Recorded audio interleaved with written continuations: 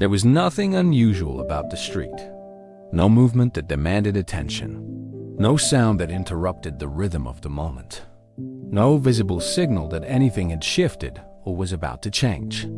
It was the kind of place people passed through without thinking, where routine replaced caution, where familiarity created a quiet sense of control. Everything felt stable, predictable, safe. That is what made it dangerous. Because when an environment feels safe, awareness lowers. Not consciously, but naturally. The mind stops scanning for threat. The body relaxes its guard. Attention shifts inward, toward routine, toward thought, toward anything that does not require immediate response. The world continues, but it is no longer being observed with precision, and that is when something can enter unnoticed. She stood near the edge of the street, her posture calm, her movement slow, guided by something deeper than urgency. Her body carried more than just herself, and that changed everything about the way she moved. Each step was measured, each shift intentional, not out of fear, but out of protection. Her focus was divided, part of it grounded in the present, part of it already connected to what was coming. That division mattered, because awareness, when split, becomes less effective. The baby moved nearby, small steps, uncertain direction. Not far enough to be considered alone, but far enough to require attention. The space between them was not large, but it was enough to create risk if something unexpected entered it. And that space was not being watched closely enough. The street remained quiet, a few distant sounds. Nothing immediate. Nothing sharp enough to demand reaction. The kind of background noise that blends into itself, creating the illusion that nothing is approaching, nothing is changing, nothing requires immediate attention. That illusion held for a moment longer, because danger does not always begin with impact. It begins with approach. Something was moving. Not fast enough to be noticed at a distance. Not loud enough to break the calm, but present and getting closer. The alignment of the moment began to shift, not visibly, but structurally. The baby adjusted direction slightly, a small step that seemed insignificant on its own. A natural movement, unplanned, unguarded, driven by curiosity rather than awareness. But that step changed positioning, changed alignment, changed the path between safety and risk. And still, nothing appeared wrong. The environment had not changed in a way that demanded concern. The street looked the same. The space remained open. The absence of visible danger reinforced the belief that everything was under control. That is how the moment holds together, right before it breaks. The air carried a sound, faint, distant, easily ignored. The kind of sound that does not stand out unless someone is actively listening for it. It blended into the background, becoming part of the environment rather than something separate from it. But it was there, and it was getting closer. She did not react, not because she could not hear it, but because it did not register as urgent. Not yet. The baby continued moving. Another step, another slight shift in direction. The distance between them changed again, small, but enough. The alignment continued to form, the space between safety and danger narrowing in a way that no one had fully recognized. Except one. The dog lifted its head. Its body changed instantly, not gradually, not uncertainly, but with clarity. Something in the environment no longer matched what it should have been. The sound, the movement, the subtle shift in air, all of it combined into a signal that did not require confirmation. It understood before it was visible, before it was urgent, before anyone else had a reason to react. The street that looked safe had already changed, not in appearance, but in reality. And in that exact moment, before the danger fully revealed itself, before the situation became impossible to stop, the first response had already begun. Not from the one who could see it, but from the one who could feel it first. Her attention was not fully on the street. It could not be, because she was carrying more than just herself. Every movement she made was influenced by the life within her, shaping the way she stood, the way she shifted her weight, the way she moved through even the simplest moments. Her awareness was divided, not by carelessness, but by connection. Part of her was present. Part of her was already somewhere else. That is what made the moment fragile. Because attention, when split, leaves space for something to enter unnoticed. She adjusted her posture slightly, her hand moving instinctively toward her abdomen, a quiet gesture of protection, of awareness, of something that had become constant without needing thought. Her breathing followed that rhythm, calm, measured, grounded in what she was carrying. And in that grounding, something else slipped past. The baby moved again. A small step forward, uncertain, unplanned, not driven by danger, but by curiosity. The distance between them changed again, not dramatically, but enough to matter. The invisible boundary that defined safety shifted slightly, expanding just enough to create vulnerability. And in that moment, no one corrected it. Her focus remained divided, not absent, but delayed. She glanced briefly, enough to confirm presence, but not enough to track direction with precision. The assumption of safety filled the gap where urgency should have been, because nothing looked wrong.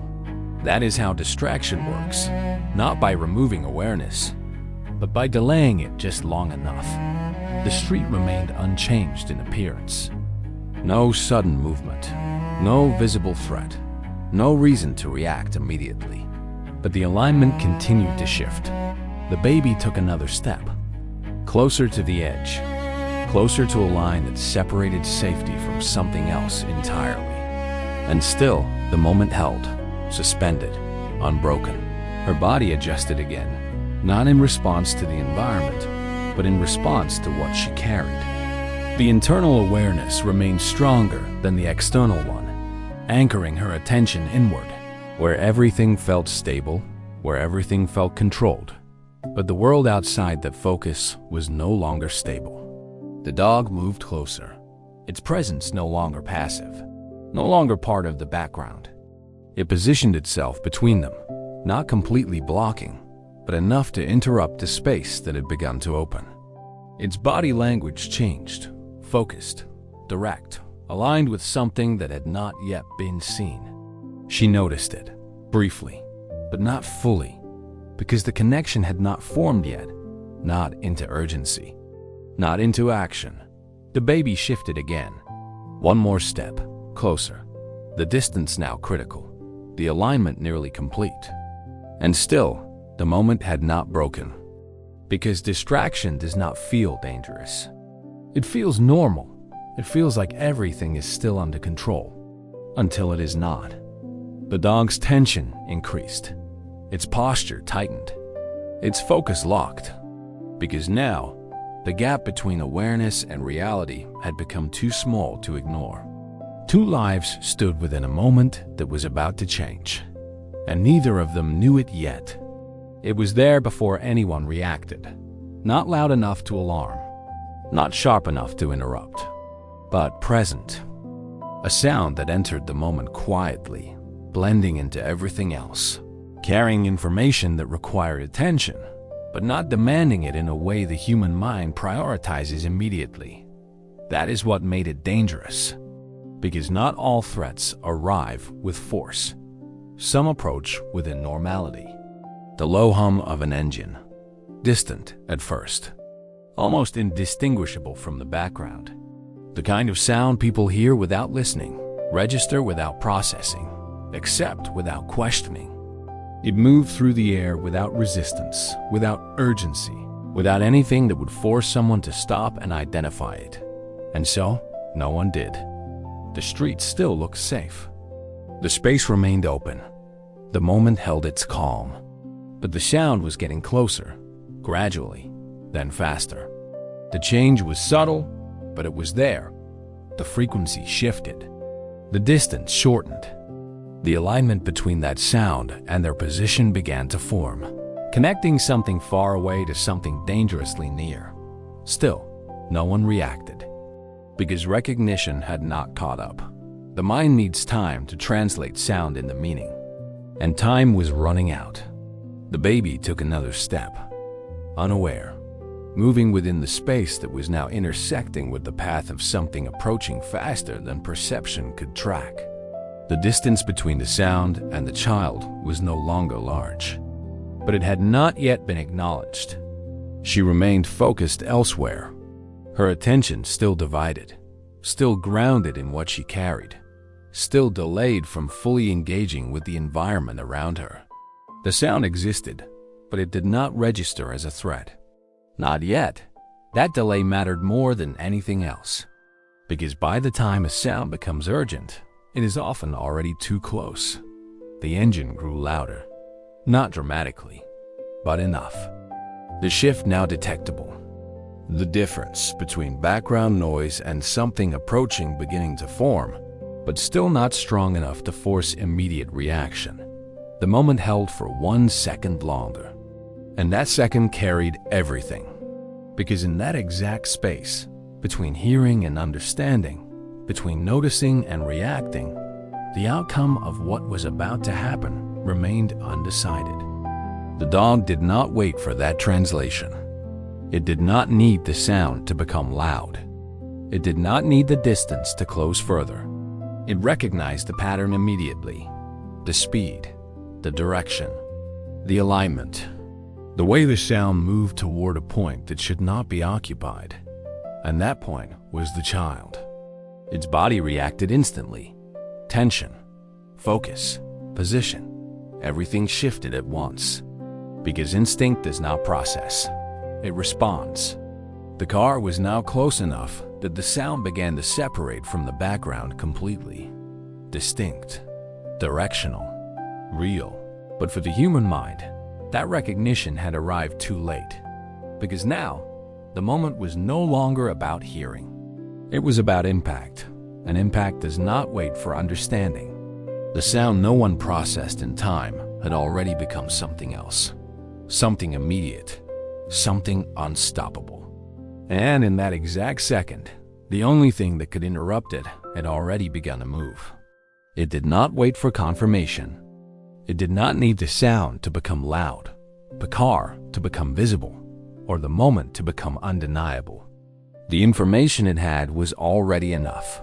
The speed, the direction, the alignment between the approaching force and the child's position.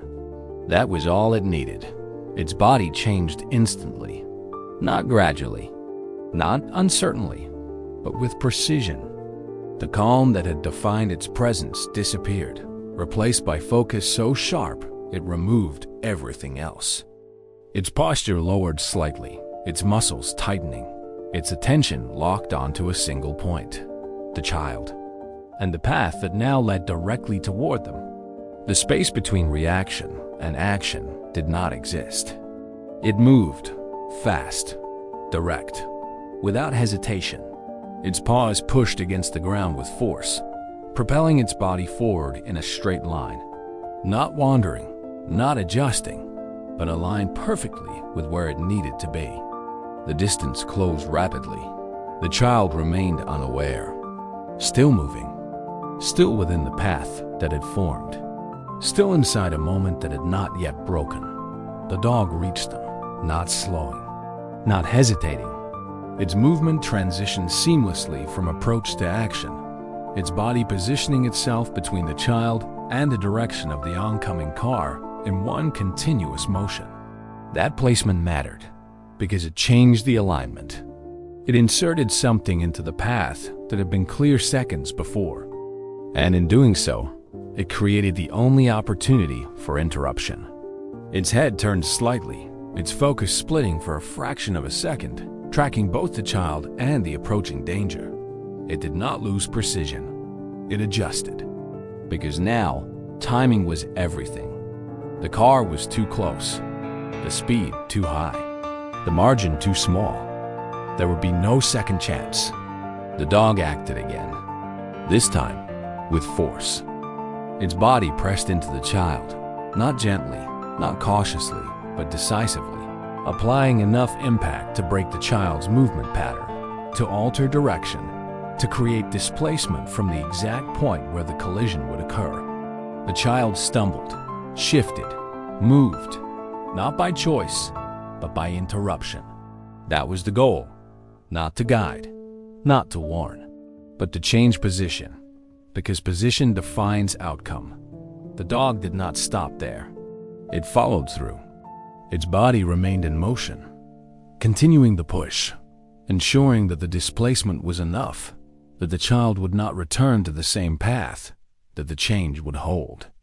The car entered the space, now fully present, now fully unavoidable. But the alignment had changed. The path it followed no longer intersected with where the child had been. It passed through the space that had just been occupied. And that is what made the difference. The dog stopped, not because the moment was calm, but because the action was complete. It had done exactly what was required, at exactly the right time, without delay, without hesitation, without needing to understand in the way humans do, because it had reacted first. And in that single decision, before anyone else had even processed what was happening, it had already changed the outcome. The child did not choose to move. The movement was forced, and that is what saved them. The dog's impact had broken the natural rhythm of the child's steps, interrupting the direction that had been forming seconds before. What had been a straight, unguarded path toward danger was now something else entirely. Unstable, shifted, altered in a way that no longer aligned with the approaching car. The child stumbled, not falling, but losing balance just enough to create separation from the original position. One step turned into two, then into a slight turn, the body reacting instinctively to regain control without understanding why it had been disrupted. That reaction mattered, because even small changes in direction create distance, and distance changes outcome. The space where the child had been standing no longer held them. It existed for a fraction of a second longer, empty now, waiting for something to pass through it. And something did. The car closed the final distance. Fast, unstoppable, its movement cutting through the exact point where the child had been seconds before, following a path that could not be corrected in time, a trajectory that had already been set before anyone could intervene. But that trajectory no longer connected, because the child was no longer there. The step that followed the push had changed everything, not dramatically, not visibly enough to seem significant in isolation, but precisely enough to break the alignment between danger and position. And that is what defined the moment. Because accidents are not always avoided by stopping them. Sometimes they are avoided by moving just enough. The child steadied slightly, still unaware, still processing the interruption rather than the danger it had prevented. The movement had not been understood, only experienced. The body had reacted before the mind could catch up. That delay remained, but it no longer mattered, because the critical point had passed. The dog remained close, its body still positioned between the child and the direction the car had come from. Its focus not yet relaxed, its awareness still tracking the movement that had just crossed through the space. It did not assume safety, it confirmed it. The child took another step, this time slower, less certain. The direction no longer aligned with the path of danger. The space had changed. Not physically, but in outcome. The moment that had been forming had been interrupted at the exact second it needed to be. And all of it came down to one thing, a step, a small shift in direction, a movement that on its own seemed insignificant, but within that exact moment carried everything. Because had that step not happened, the alignment would have remained, and the outcome would have been different. But it did happen, and that is why the moment changed. There was no space left to react. The moment had compressed into something immediate, something that did not allow time for thought, for correction, for hesitation. The distance that once existed between the child and the approaching car had vanished, reduced to a fraction that could no longer be measured in steps, only in seconds. And those seconds were almost gone. The car moved forward with force that could not be reduced in time.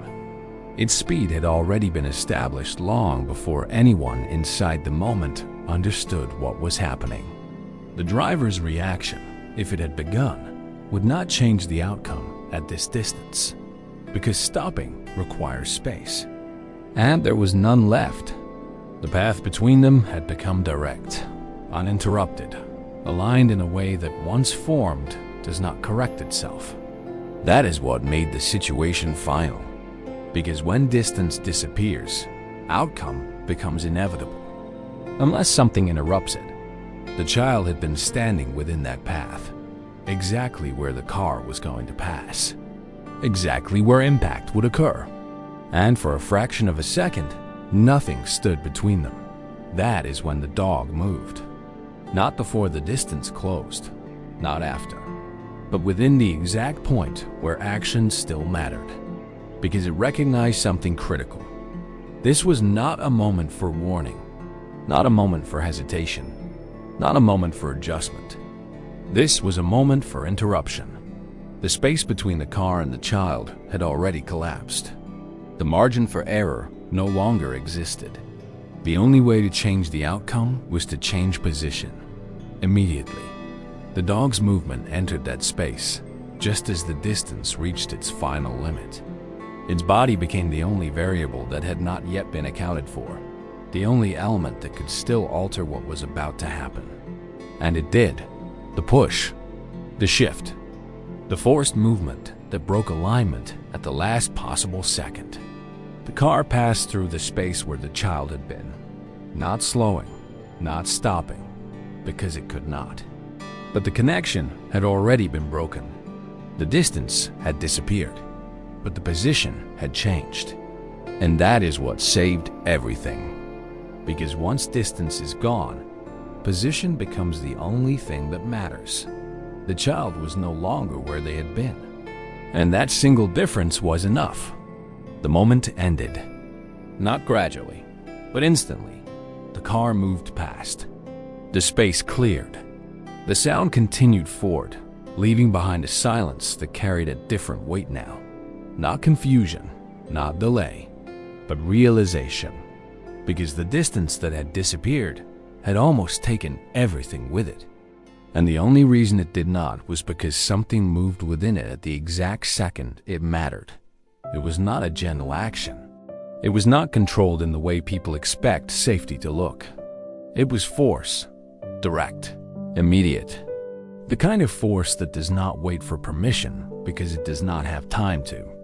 The dog did not try to guide. It did not try to warn. It pulled. Its jaws closed around the fabric, its body shifting backward with full commitment, applying enough strength to move the child without relying on cooperation. The action was not delicate. It was decisive, because the moment did not allow anything else.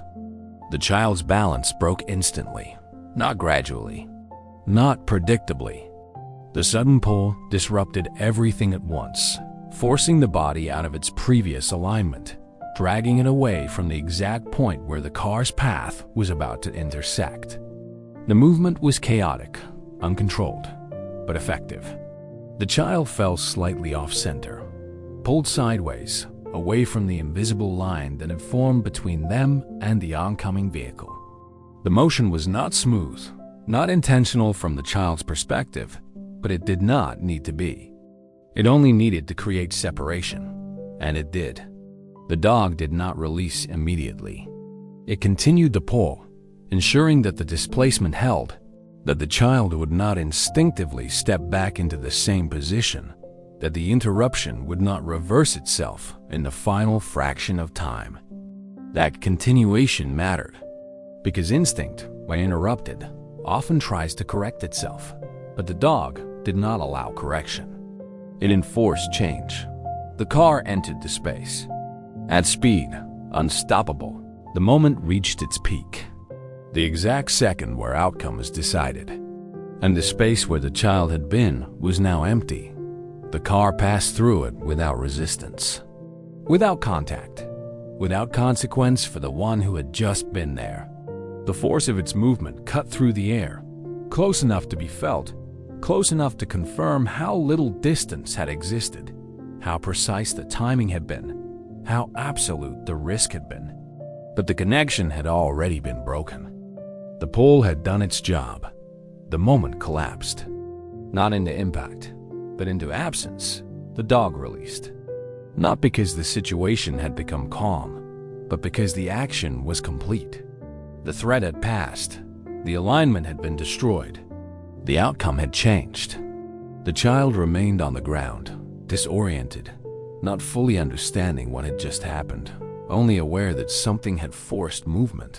Something had interrupted the moment in a way that did not make sense yet. The dog stood close, still focused, still alert. Because instinct does not celebrate, it confirms. The space returned to stillness, but it was no longer the same stillness as before. This one carried weight, understanding, the realization that something irreversible had almost happened, and that it had been stopped in the only way possible. Not by slowing the danger, but by breaking the moment itself. The driver saw it too late.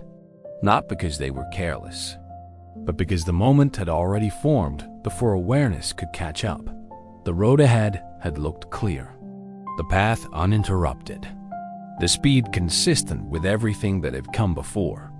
There had been no reason to slow down, no signal that something would enter the lane at the exact wrong second. And then it did. The child stepped into the path, small, sudden, unpredictable. The kind of movement that does not give warning, does not follow logic, does not align with what a driver expects to see. The reaction came instantly. Foot to brake, hands tightening on the wheel. The body responding before thought could fully process the situation. But reaction requires distance. And distance was gone. The tires met the road with force, friction building, sound cutting through the air as rubber struggled against motion that could not be undone in time. The vehicle resisted its own speed, but not enough, not fast enough, not within the space that remained. The physics of the moment had already been decided. Speed, mass, distance, all aligned against stopping. The car continued forward. Not because the driver did not try, but because the moment did not allow success. The front of the vehicle entered the space where the child had been seconds before. The alignment was perfect, exact, unavoidable. Except it was no longer aligned. Because something had changed. The pull, the shift, the forced movement that removed the child from that path. The car passed through empty space. Close enough that the air displaced by its movement could be felt. Close enough to confirm how precise the timing had been, how narrow the margin had become, how absolute the outcome would have been if nothing had interrupted it. The brakes continued to hold. The vehicle slowed, but only after the critical point had already passed. That is what defined the moment. Because stopping did not save the child. The interruption did. The car came to a halt further down the road, its movement finally reduced, its speed finally controlled, but too late to change what had almost happened. The driver remained still for a second, not out of choice, but out of shock.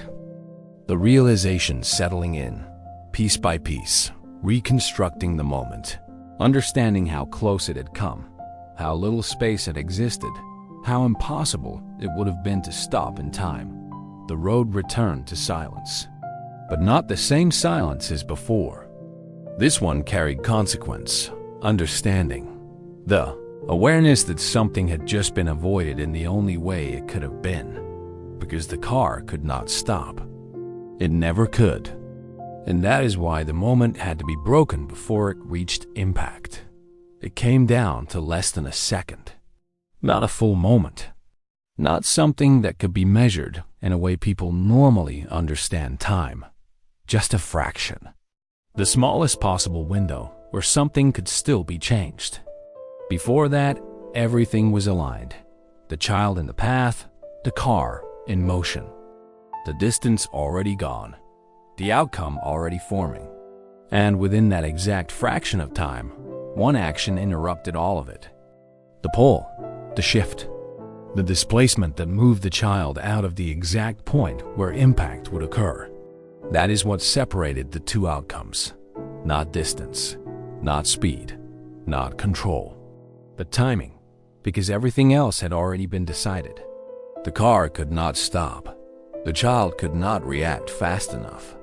The mother had not yet processed the danger. No one else had moved. There was no second chance, only one moment. And that moment was enough. The space where the child had been became empty. The car passed through it without contact. The difference between what happened and what almost happened existed within that single second. Nothing more, nothing less. That is what made it absolute, because if that action had come earlier, it would not have worked. The child might have stepped back into the same position. The alignment might have reformed. The danger might have remained. If it had come later, it would have been too late. The connection would have already been made. The outcome irreversible. But it did not come earlier, and it did not come later. It came exactly when it needed to. And that precision is what changed everything. The moment ended, but its impact remained. The child stood outside the path. The car stood further down the road. The space between them now filled with absence instead of consequence.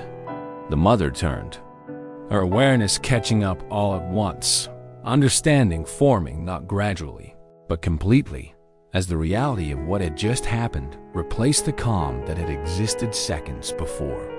She saw the position, the distance, the impossibility of stopping in time, and the only reason it had not happened. The dog, still there, still close, still focused, not reacting to the moment as something extraordinary, but as something necessary, because instinct does not measure time. It moves within it. And in that exact second, it had moved perfectly. The outcome had split, two possible realities, one where everything continued, and one where everything changed. And the difference between them was a single second. The moment ended, but what it revealed did not. She stood there, her breathing uneven, her awareness catching up to what had just unfolded in front of her. The street had not changed. The road remained the same. The environment still looked as calm as it had seconds before. But everything was different now, because she understood. Not gradually, not partially, but completely. The child stood beside her, alive, unharmed, exactly where they should not have been seconds before. The car had stopped further down the road, its presence now distant, its danger already past, but its role in the moment still clear. It had not slowed in time. It had not avoided the path. It had followed it. And that is what made the outcome so precise. Because nothing in that moment had been prevented. It had been interrupted. She looked at the dog, still calm, still grounded, unchanged in a way that did not match the weight of what had just happened. It had not hesitated. It had not waited. It had not needed to understand in the way she did now. It had only acted. And that is what separated everything. Because reaction depends on awareness. It waits for recognition. It waits for the mind to process what is happening, to confirm that something is wrong, to decide what to do next. And in moments like that, reaction is often too slow. Instinct is not. Instinct does not wait. It does not question. It does not require certainty. It moves the moment it recognizes a pattern that does not belong. That is what the dog had done. It had not needed to see the danger fully. It had not needed the car to be close enough to force action. It had not needed time. It had only needed to feel that something was wrong. And that had been enough. She reached down, her hand moving toward it, not out of routine, but out of something deeper, something shaped by understanding that had arrived too late for her, but not too late for the one that had acted. The dog leaned slightly into her touch, calm, present, as if nothing extraordinary had happened, but everything had. Because in a moment where reaction would have failed, instinct had taken control. And that is why the outcome changed. The street returned to stillness, but it was no longer the same stillness. This one carried meaning, the kind that does not disappear. Because once you understand how close something came to ending differently, you do not see the world the same way again. She held the child closer, not out of fear, but out of recognition of what had almost been lost and what had been saved, not by chance, not by delay, but by action that did not wait. Because instinct does not need time to be right. It only needs to move before time runs out.